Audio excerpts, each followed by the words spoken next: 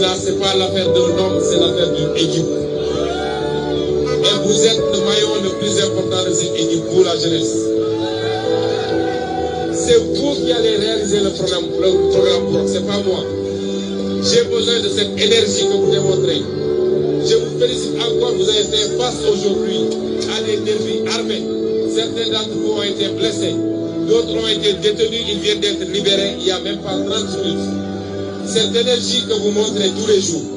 je veux qu'ensemble nous mettions cette énergie au service de la construction du développement de la Casamance. Est-ce que vous êtes prêts? Est-ce que vous êtes prêts? Je n'aurai aucun... Ce que je vous promets, c'est beaucoup de sueur, beaucoup d'efforts.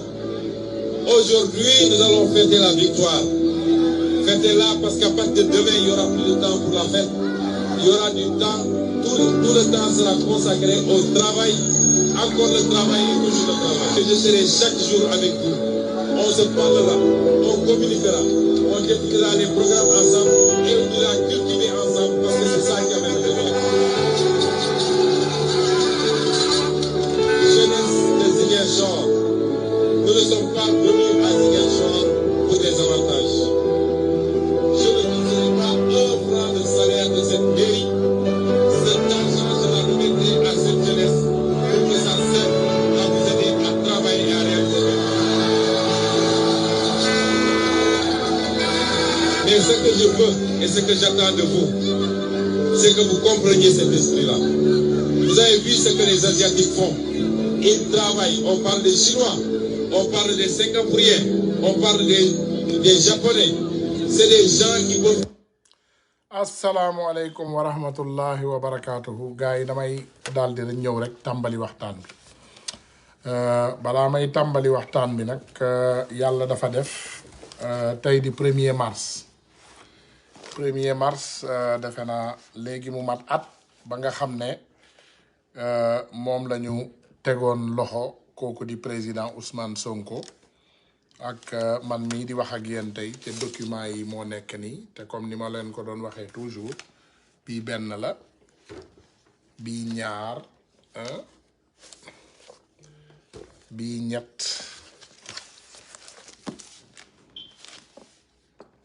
voilà bii ñeent voilà et toujours à l'Occident tey nag dafa am loo xam ne moom moo tàmbalee xew fan yi te ñun ñëpp ñu ciy teg suñu bët muy journal boobu di Le Monde muy journal français journal Le Monde tey gis nañu ne dafa interviewé kooku nga xam ne moom mooy Adji Raby Sarr Adji Raby Sarr nag ku ko xam ci Sénégal tey xam ne moom mooy xale bu të boobu nekkoon foofu ci salon Sweet Beauté de massage mooy xale bi lëkkaloo ak gouvernement bi nekk en place tey ànd ko ak Dior Diagne di soxna ki nga xam ne moom mooy premier ministre Antoine Félix Diome damay fàttali rek ne na Sénégalais yi fàttali ne Antoine Félix Diome moomu moo tegoon daan Karim Wade moom la Macky Sall instrumentalisé woon aussi pour mu daan Khalifa Sall même Antoine Félix Diome boobu comme biñ ko instrumentalisé ne Ousmane Sonko mi daal moom mooy gàllankoor bi ci réew mi ñu bëgg koo teg ay daan comme amuñu dara loo xam ne mën nañ ko rapproché ñu tëgg benn complot boobu ñu tëgg ko ak benn gone bu dëgër fit xale bu wow bët moo tax toujours ñuy ne xale wow bët mën naa nekk danger aussi xam nga xale daanaka Sénégal yàgg nañ faa gis xale mu wow bët waaye xamoon nañ ne wow bët mën naa jur aussi masiba donc Adji Sarr doonoon xale bu wow bët boobu nga xam ne moom loo ko wax loo toog discuter ko ak moom te xaalis bokk ci daf koy def ba ci jaay boppam ak lépp ndax gis nañ fi ay nit yu jóge ci ay marché ay xale yu góor yu génn lim bi mat na juróom ba juróom benn ay xale yu góor yu naan fii la daan ñëw ci marché ba di def lii ñun ñëpp seq nañoo moom lii seq nañoo moog lale gis nañu même Adji Raby Sarr boobu aussi bi ñu yëkkatee ay kàddu am na ay nit yu nekkoon ay italien ak yeneen réew ñoom it ñu ne daanaka am na loo xam ne seq jotoon na ko seq ak ñoom ci mbirum xaalis donc moom Adji Sarr boobu xale la bu wow bët boo xam ne amul dara lu muy ragal ci àdduna nag léegi dafa tëgg complot ak ki nga xam ne moom mooy avocat du diable comme niñ koy tuddee toujours muy dëmm boobu nekk foofu ci Sénégal ka nga xam ne day tëj ay magam di tëj ay rakkam moom waa këram sax da leen di tëj te ki muy sëyal nii actuellement moom mooy soxnawu ka nga xam ne moom mooy frère am daanaka cousin am Souleymane Ndéné bu dee ci wolof dañuy ne magam wala rakkam jabaru kooku lay sëyal tas na sëyu xaritam frère am ba sëy ak jabaru kooku avocat boobu la lëkkalool ak ka nga xam ne moom mooy Antoine Félix Diome di tey ministre de l'intérieur ak soxnaam di Dior Diagne baayam maamam bu góor mooy ñoo fi maamam bu góor moo comploté woon Mamadou Dia dañu xam nga histoire buñ koy wax dañuy delluwaat rek ba ci ginnaaw tuuti maamu Dior Diagne moomu tey moom moo comploté woon Mamadou Dia Dior Diagne mii nga xam ne moom la ñuy wax maamam bu góor moom moo comploté woon ka nga xam ne moom mooy Mamadou Dia projet bi Mamadou Dia tëggoon mënu koo yeggali Cheikh Anta Diop ak ñoomin seen yëpp tëgg mënuñu koo yeggali boobu projet la président Ousmane Sonko bi ñëw gën koo fortifier tëgg ko parce que xam na ne Sénégal mënul suqaliku tant que France jeune wam mi ngi ci suñu baat tant que France ñu ngi dépendre ci France Sénégal mënul suqaliku dafa am nag loo xam ne histoire daf ko ne dafa ne pour ñu bind ko amin pour ñu koy waxtaane toujours li ñu war a xam li wolof di ne li ñu war a xam donc naa tàmbali loolu ci France réew la moo xam ne dafa coloniser woon Sénégal ba environ les années 1960 mu ñëw nag ne daf ñuy jox li nga xam ne moom mooy indépendance ginnaaw bu yeneen dëkk yi coloniser seen réew yi yëpp joxe indépendance muy anglais yi ba ñu coloniser Gambie muy portugais yi ba ñu coloniser ay Guinée-Bissau ak yeneen réew yi muy Ghana bi ko anglais yi coloniser ak yeneen réew yi yëpp bi réew yi ñi joxe colonise seen colonie indépendance France ñëw moom ak colonie française yi mu signaloo leen benn pacte mu ne dama leen di jox indépendance waaye ci benn condition ngeen d'accord lii ak lii ak lii ak lii ak lii ci lii boobu bokk na ci mu ne seen alal man maa leen koy dencal ci sama ay banque boo leen ko soxlaa leb 5 à 10% rek laa leen ci lebal mais ci intérêt bu kawe seen alal man maa koy jël investir ko ci li nga xam ne moom mooy stock exchange française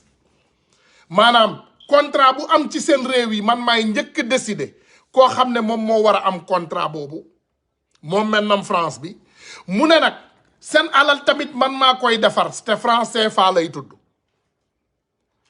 xaalis boobu may defar dama moom laa leen di utiliser garantirel leen ko ci sama banque yi moom maintenant France boobu bi mu waxee mbiru pacte boobu rek ñaari réew yi njëkk bañ mooy Guinée ak Mali ñu ne ñun duñ ko def boo ñuy may indépendance danga ñuy may indépendance boo ñu dul may indépendance danga koy bàyyi li mu njëkk def France ak Mali dafa encagoulé seen sous système li ñuy ne seen sous système maanaam seen système d'irrigation bi yépp la sotti concrète suul ko yàq maanaam lu bari loo xam ne defaroon na ko ci réew yooyu ba loolu amee comme ñaari réew yooyu ñoo bañoon mu ne yeneen réew yi nag xool leen ci réew yii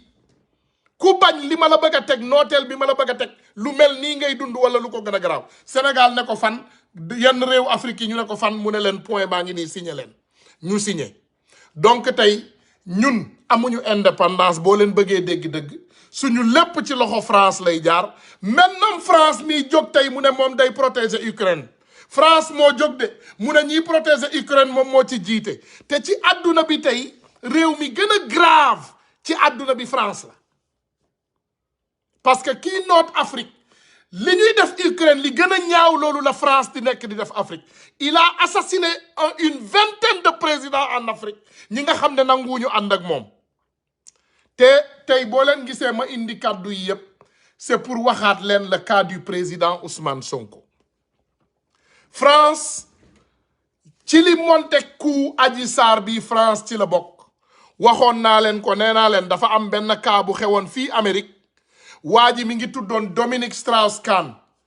C'est un conseiller de Macky Sall aujourd'hui. Strauss-Kahn, Dominique Strauss-Kahn, c'est un conseiller de Macky Sall aujourd'hui. Ndax Dominique Strauss-Kahn, France daf ko fi jiiñoon, Amérique dañ ko fi jiiñoon siif.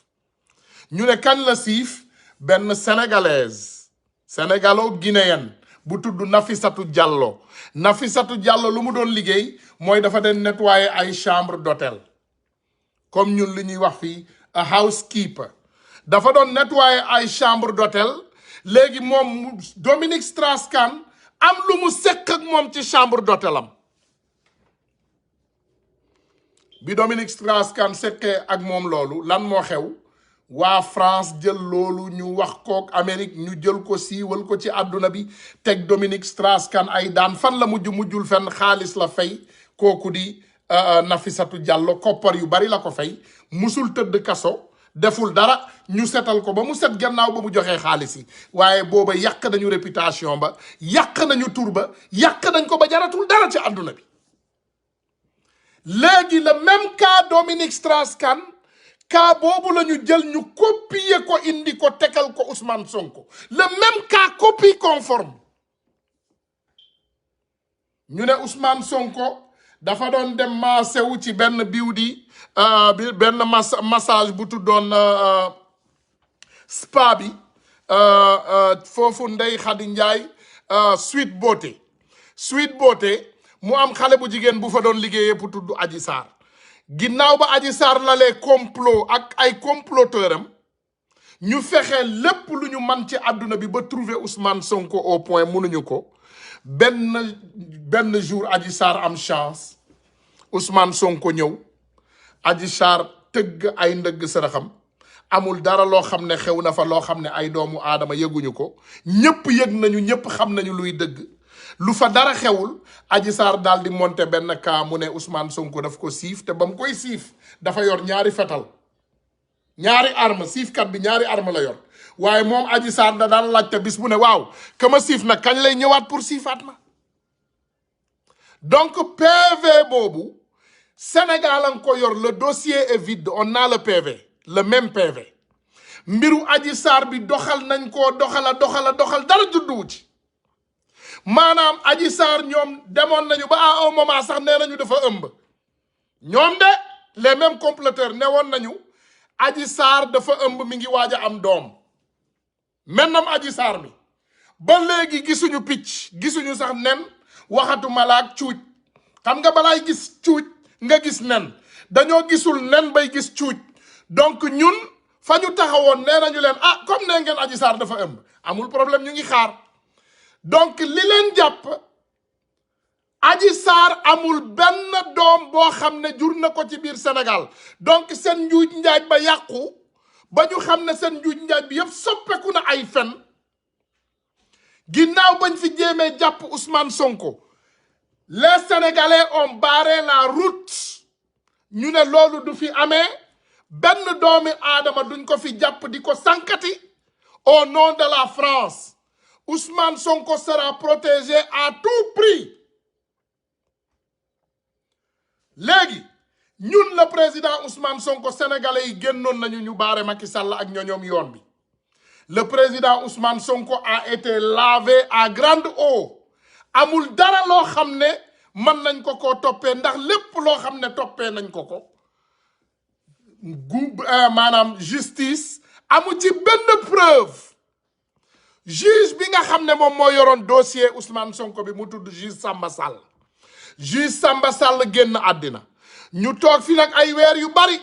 tuddatuñu mbirum Ousmane Sonko ba benn jour Macky Sall gàddu benn goneem indi ko teg ko ci justice sénégalaise bi y a un nouveau juge doyen des juges mu jël ko teg ko fa muy benn gone Macky Sall boo xam ne moom la fa teg ba léegi nag problème bi ñuy jànkanteel saa bu ñu laalee le cas Ousmane Sonko les Sénégalais barrent la route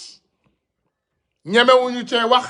ñemewuñu cee laal ñemewuñu cee yebbi ñemewuñu cee yey ñemewuñu cee yàbbi léegi lan la ñu décidé def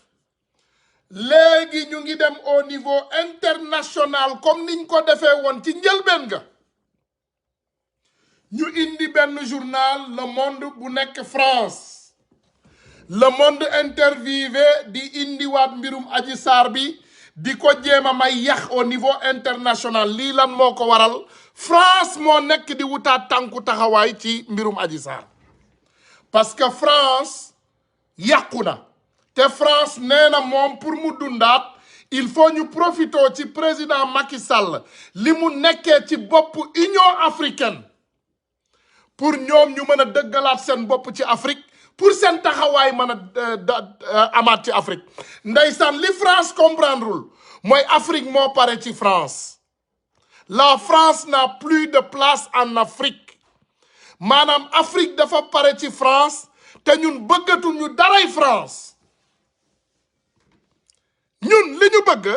mooy que la France lève son cou son genou sur nos coups maanaam li ñu ne laaj France mooy na yëkkati tànkam na yëkkati concam na yëkkati genou am ci li nga xam ne moom mooy suñu baat ñun kaawu Adji Sarr intéressé wuñu ndax ñun ba ñu ràññee ne Adji Raby Sarr fenkat la loolu 1901 la woon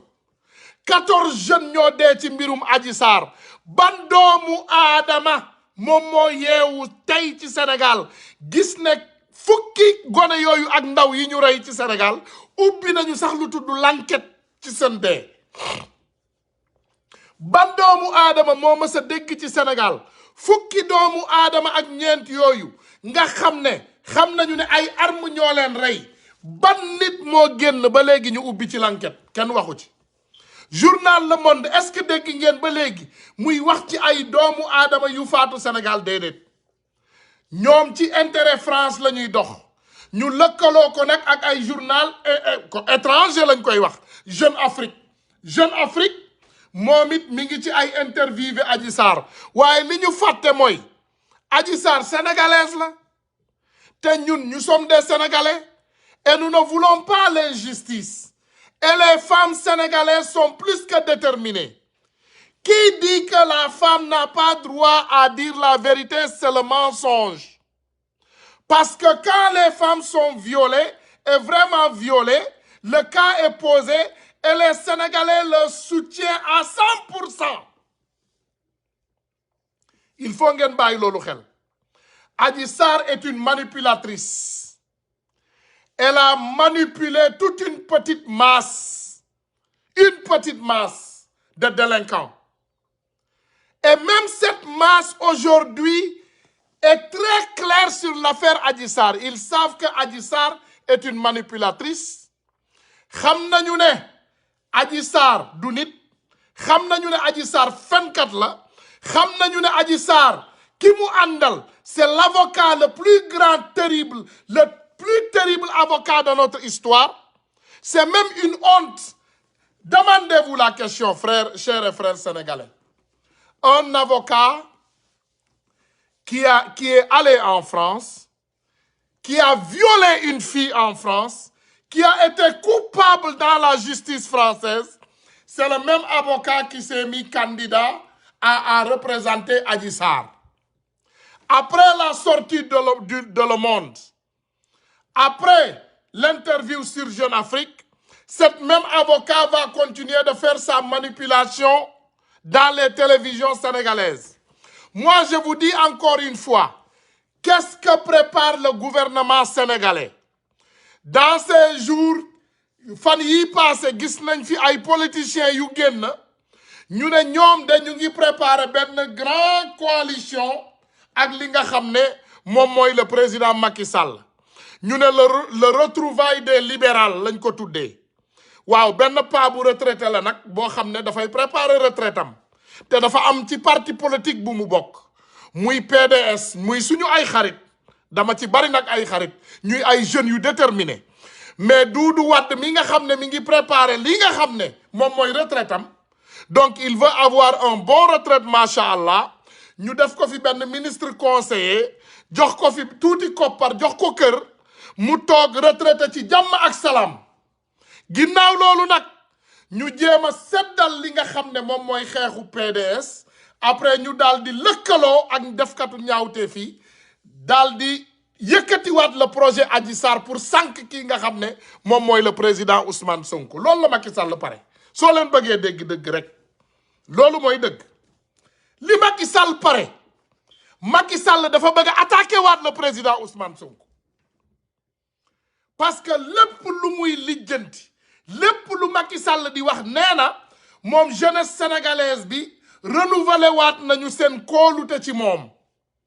xam nga li muy joxe nii ay sandwich di dajale ay doomu aadama ci ay arena di def ay tappale di jàpp coupe d'Afrique bi ñun ñuy daw di topp suñu coupe di tëb bravo allez les lions moom mu ne coupe d'Afrique boobu moom moo ko moom donc moom nee na képp kuy tëb di allez les lions ci coupe d'Afrique boobu moom nga àndal moom nga faral moom nga gëm donc pour moom il a apaisé la jeunesse sénégalaise et il va aller droit à l'attaque du président Ousmane Sonko. D'abord dans les médias internationaux, comme il l'avait fait dans mon cas, parce que man sama cas bi, tout ce qui s'est passé dans mon cas, c'est là.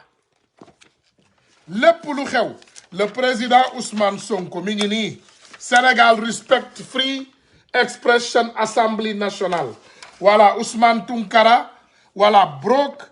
affaire Ousmane Sonko, lépp luñ fi wax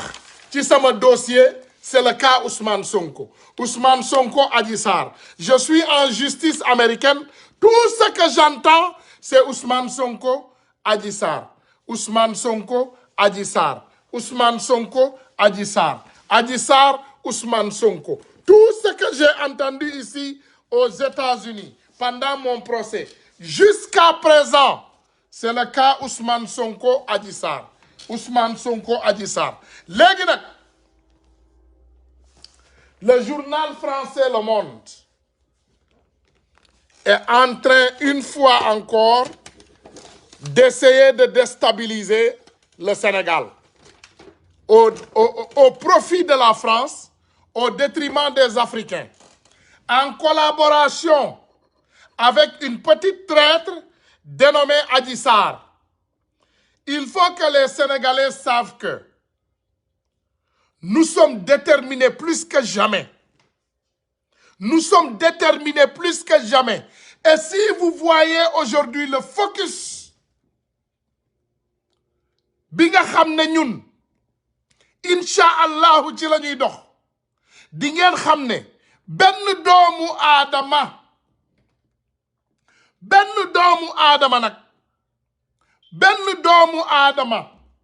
du taxaw suñu diggante ak suñu destin. Les Sénégalais ont pris leur destin en main. Les Africains ont pris leur destin en main. Li Mali nekk ñun loolu la ñu bëgg. Ñun dañu bëgg indépendance. Indépendance bu set wicc. Indépendance bu leer nañ ci Mali. Ñun bëgguñu benn accord boo xam ne moom la ñu bëgg a signati benn pacte boo xam ne mi ngi suñu diggante ak France bëggatuñu ko. dañu bëgg a partenariat gagnant-gagnant suñu diggante ak France. Partenariat gagnant-gagnant. maanaam ñu investir France ñëw investir bu ñu investiree bénéfice gagnant-gagnant ñun ñu bénéficier wu ñoom ñu bénéficier wu. waaye ce qu'on a vu aujourd'hui muy trempé ci réseau yi du loo xam ne dina jur jàmm. dañ leen koy wax nag di ko préparer ndax lépp loo gis ne ñoom ñu ngi koy doxal ñun ñu ngi koy bàyyi xel. tey boo gisee li xew ci réseau yi le monde a rencontré la jeune femme à l'origine de l'affaire qui a embrassé le Sénégal en mars 2021 depuis qu'elle a accusé le leader de l'opposition Ousmane Sonko. duma yeggal yeneen mooy elle vit recluse et sous protection policière.